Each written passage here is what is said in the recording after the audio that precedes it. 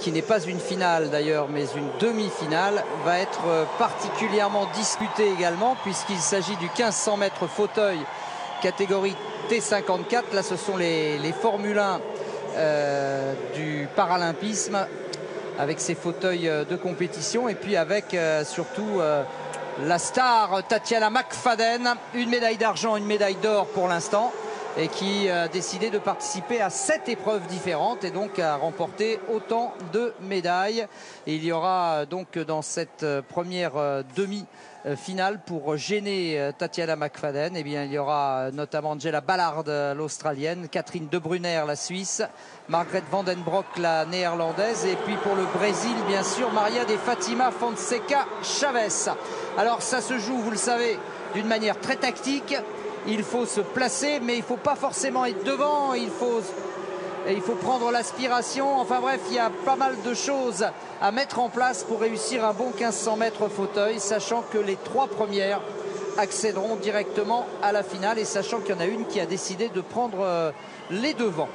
Et nettement les devants. Je pense qu'elle craint la chute, hein, parce que c'est vrai que dans ces catégories et à ce niveau de compétition, c'est le début, c'est le premier tour. Elle a un peu peur des athlètes moins aguerris, moins habiles, qui pourraient créer des chutes. Donc elle prend la tête, et je pense que c'est intelligent. Oui, parce qu'elle a attendu en fait. Elle est partie devant pour assurer la tête du peloton, mais ensuite c'est elle qui a décidé d'assurer le tempo. Qu'est-ce que ça veut dire? Ça veut dire que Tatiana McFadden se semble quand même très forte, même si là elle passe le témoin, et elle laisse donc une autre athlète prendre le relais. Mais pour l'instant, McFadden contrôle incontestablement la course. Elle a laissé passer la Suissesse Catherine De Bruyne. Et là, personne ne la laisse rentrer dans la file, hein. C'est logique, c'est de bonne guerre.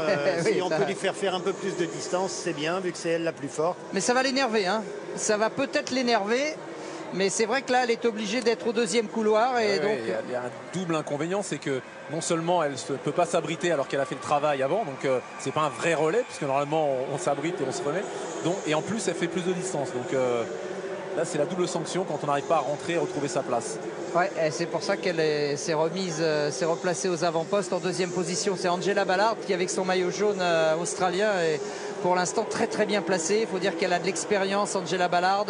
Elle a 34 ans et elle en a couru quelques-unes de ses courses tactiques. Et vous verrez les athlètes en entrée et en sortie de virage taper alternativement sur la gauche de leur poutre avant quand ils rentrent dans le virage, et sur la droite quand ils en sortent, afin d'orienter la roue avant de leur fauteuil. Oh là là, c'est parti, et c'est violent. C'est très très violent, le démarrage de Tatiana McFadden qui a laissé tout le monde sur place. Oh là là, ça l'a énervé. Hein. C'est impressionnant. Et c'est rare de faire de telles différences à l'accélération. C'est dire la réserve et la suprématie de cette jeune femme sur les épreuves de demi-fond. Oh, c'est énorme ce que vient de faire Tatiana McFadden, qui a laissé tout le monde sur place. Mais là, ce sont ses qualités sur 100 mètres et sur 400 mètres qui se sont exprimées. Et là, derrière, personne ne peut prendre la roue. Non, c'est Van den Broek qui a pris la tête du peloton, la néerlandaise. Mais oh là là, l'écart est monstrueux.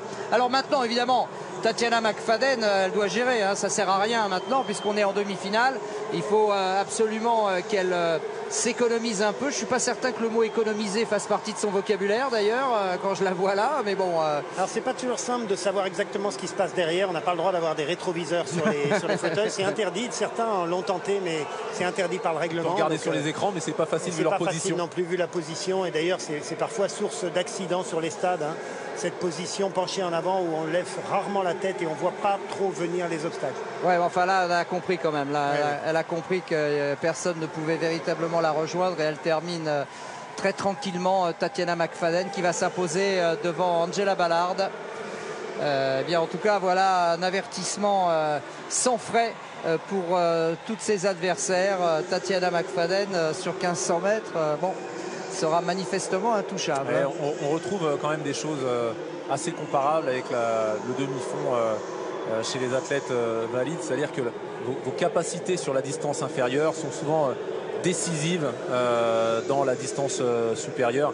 C'est rarement le coureur de 5000, en gros, pour résumer, qui va être fort sur 1500, mais c'est le coureur je dirais de 800 qui va être fort sur 1500, le coureur de 1500 qui va être fort sur 5000. Regardez, on revoit